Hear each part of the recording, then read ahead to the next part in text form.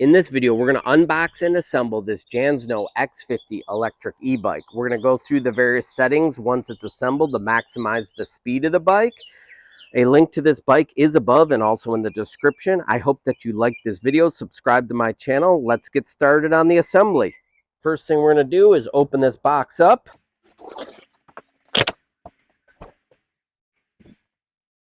You can see here that the box is packed up really well, and in this, I'm sure, is the accessory and tool kit. So we're going to open this up. Looks like we have the various turn signals here, headlight, phone holder, pedals, a lock, and here is the multiplier toolkit. So that's everything we'll need. And now it's time to extract the bike from the box. Now, if you have a friend, it would be beneficial for them to help you lift it out, or you can lay it down on the side and drag it out like I'm going to do.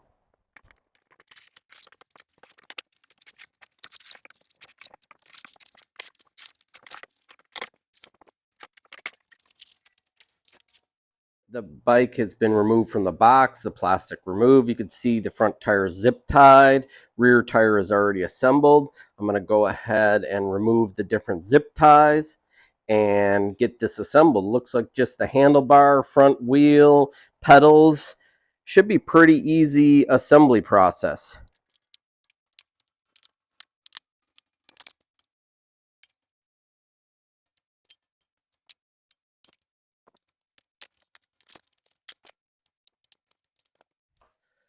Got the foam removed. This is the battery. It is a 48 volt, 14 amp hour battery. I'm going to get the charger out of the small box and I'm going to get this charging so it'll be ready to ride when I get this assembled. One thing to note, the keys for the battery and turning on and off the bike are zip tied to the handlebar cables. Now the bike comes with an air pump and this multiplier tool which helps you install everything.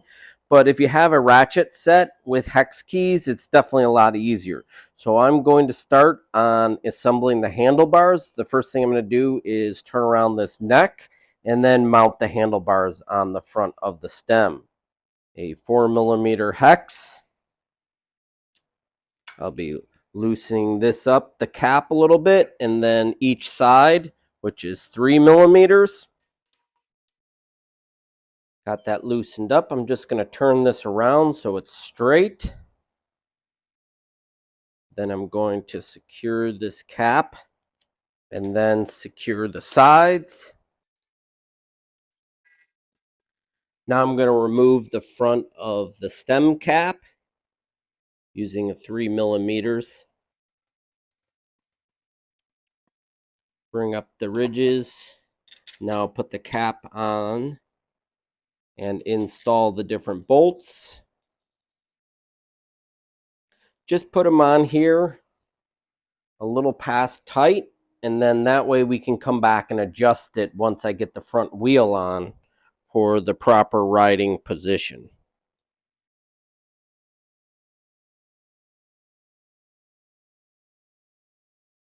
Before you install the seat, make sure that you disconnect the black and white wire here. This limits the speed to... Next, I'm going to install the seat. You're going to use a 10mm socket, which comes on the multi-tool, or in this case, I'm going to use my ratchet.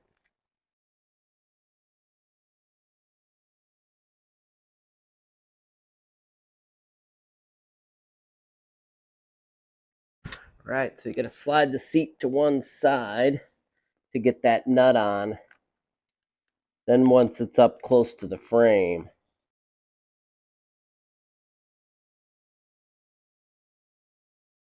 All right, in order to install the front wheel, you're going to need this axle. I like that it's a solid axle, but it isn't a quick release. But nonetheless, you're going to need 15mm sockets on each side, and you'll see that there's two different size spacers. There's a long one and a shorter one. I'm guessing the long one might go away from the brake, but we'll figure that out. And you'll see that there's these tabs. Those tabs will go into the fork and there's a little hole down here as I lift the bike up, we'll see. So the first thing we're gonna do, we're gonna remove the nut. Okay, I have the axle here, I have the long spacer on, I have the washer, and then the washer with the tab. I'm going to grab the wheel. I'm gonna make sure that the brake rotor is on this side with the caliper. I'm gonna slide the axle into place, and I have it through the wheel with the spacer against there and the washers on the outside like that. Then what I can do is lift the bike up like this, and you're going to get the brake rotor lined up and the axle onto the fork like that. Now you can go to the back, put the kickstand down so the bike doesn't fall over like that. And now what I'm going to do is push the axle through. You're going to put this tab into the fork like that. You can see I have the longer spacer in here. The brake rotor and caliper is engaged on this side. And what I'm going to do is I'm going to pull the axle back so I could put this spacer between the rotor and the fork. I needed to put that on there. So what I'm going to do is lift up the fork again. So just slide that in there. All right, got that on there. And now, once again, I'm going to put the tab into the fork like that. And then I want to make sure that I shove the bolt or axle bolt all the way through. I'm also going to do the same thing on this side. I'm going to put the tab into the fork like this, and then put my nut on this side, and then tighten everything down. Poke that through, and then equally tighten the nuts, making sure those tab washers are engaged on the fork. And then I'm going to take my 15mm wrench and my socket on this side, tighten them down. Okay, the front wheel is now on. I'm going to tighten this side just to make sure. All right. Now it's time for the front fender. To install the front fender, you're going to simply use a 5mm hex in the front, a 10mm socket in the back. Remove the bolt.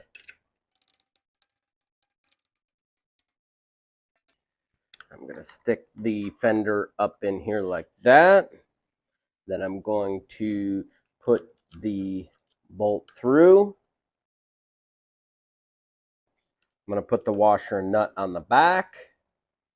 And then I'm going to tighten this down. And I like to have it all the way down as close as possible. All right, get that secured. Tighten the back. Next, install the pedals. You have a right pedal and a left pedal, and the way that you thread it on is shown on the sprocket here. You could put it on by hand and then use a wrench. Tighten that down. Now I'm going to move over to the left-hand side and put that pedal on. I'm going to thread this on this way. Opposite thread. Next thing is installing the headlight and turn signals. Pretty cool that this bike comes with turn signals. This is the headlight mount, and then these turn signals mount into them. Now, one of the things, I'm not sure, are these color coded? I'm gonna have to test this out, and then worst case, if this is reversed, I'll have to just reverse the cable connections. But these are pretty easy to install. You're just gonna simply slide it through this hole and then put the nut back on, or 15mm wrench to tighten these down. It's pretty cool that this bike has both front and rear turn signals. The connections in here, the red on this side goes for that. And then this yellow here is going to be for the headlight. Going to be installing the headlight here. You can see that the top of the headlight is where this connector is. You're going to put this rubber gasket between the headlight and the metal mount, and then slide that in there like this. And then the screws that were in that box go in here. So I'm going to put that on finger tight. And then I'm going to do the same for the other side. I'm going to put the washer between, and then screw on this side.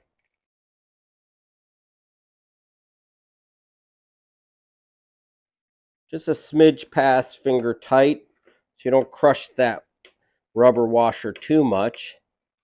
Okay, the last thing to do is secure the headlight mount using a Phillips head screwdriver and the 10mm socket. I'm going to hold this and then just simply tighten this down. One thing I almost forgot to do is connect the headlight. So that is the orange cable to the orange cable. Make sure you inflate the tires to the proper specification, 20 psi. So let me just check that. Go ahead and pump that up. All right, the battery is fully charged. I'm going to install it into the frame. You're going to simply slide it in, get it latched onto the frame. You're going to use this hexagonal key to lock the battery into the frame, and then it is locked into the frame now. Okay, with the battery installed, you're going to simply hit the power on button, turn the key to the right, and then hit the power button on the screen. That turns the screen on. You can see here I have the headlight. Now I have the directionals. I have left and right. If they're reversed, then just reverse the cables. And I have a horn here. This is the half twist throttle. I simply turn it like that. Now to go faster, I just simply hit the plus button. That brings the speed up. There you have it. I have both brake levers. Now to shift the gears, to go up in gears, I just simply hit the thumb button and then the lever to bring it back down.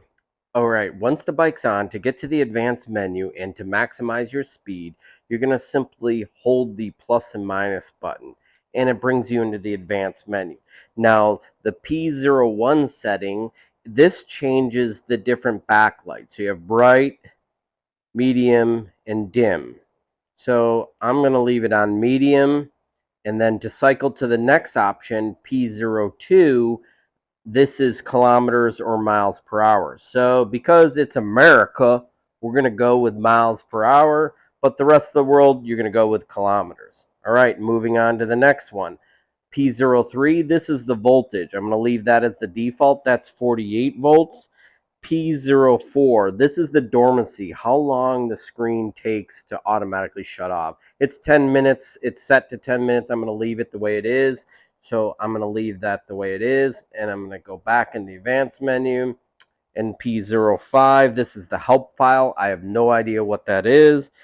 P06, this is the wheel size, 23 inches. I'm going to leave that.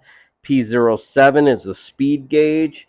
I'm going to leave that as the default. You have P08. This is the speed limit in kilometers per hour from 0 to 100. This is set to 100. I'm good with that, so I'm going to move on. P09, this is 0 start. Not exactly sure what that is. I'm going to leave that as the default. P10 is the drive mode. I'm going to leave that as the default. 11 is the help sensitivity. I think if you turn this up or down, it will engage the sensitivity of how you pedal. P12 is the help intensity from 0 to 5. It's set to 3, which is medium. If you want more intensity, you can raise that, or less. You can play with that. I'm going to leave that as the default.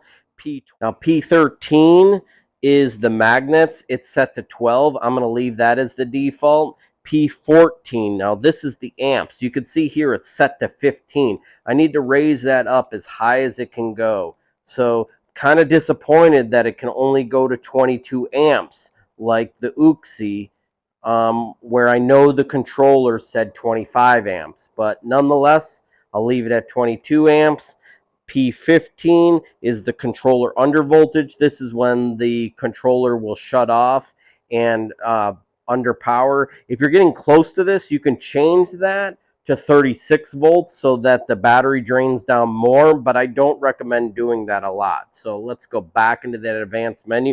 P15 was the under voltage. P16, this resets the odometer. P17 is cruise control. 0 is the default. 1 turns the cruise control on if you want. P18 is the speed ratio. I'm leaving it at 100%. And P19 is the power bit file. I have no idea what that is. And then P20 is the protocol. I'm leaving that as the default. And then one more time, it brings me back to P01. That's the screen brightness. So there I am. I have all the settings. Let's make sure that this worked out well and the speed increases. I'm here at miles per hour. So now if I see how fast this goes, I should be able to bring this up. It's still stuck at 15 miles an hour top speed at the highest pedal assist mode. Before you install the seat, make sure that you disconnect the black and white wire here. This limits the speed to... Okay, now that I have those settings locked in, I'm going to try the throttle now that I have all the restrictions lifted, and I bring it up here. You can see it's at 35 miles per hour or 55 kilometers. Now with a rider on that, it should restrict it to about 32 miles per hour or about 50 kilometers. But everything is running as expected. I'm going to take this bike out for a ride. I hope that you liked this video. Subscribe to my channel, and thanks for watching.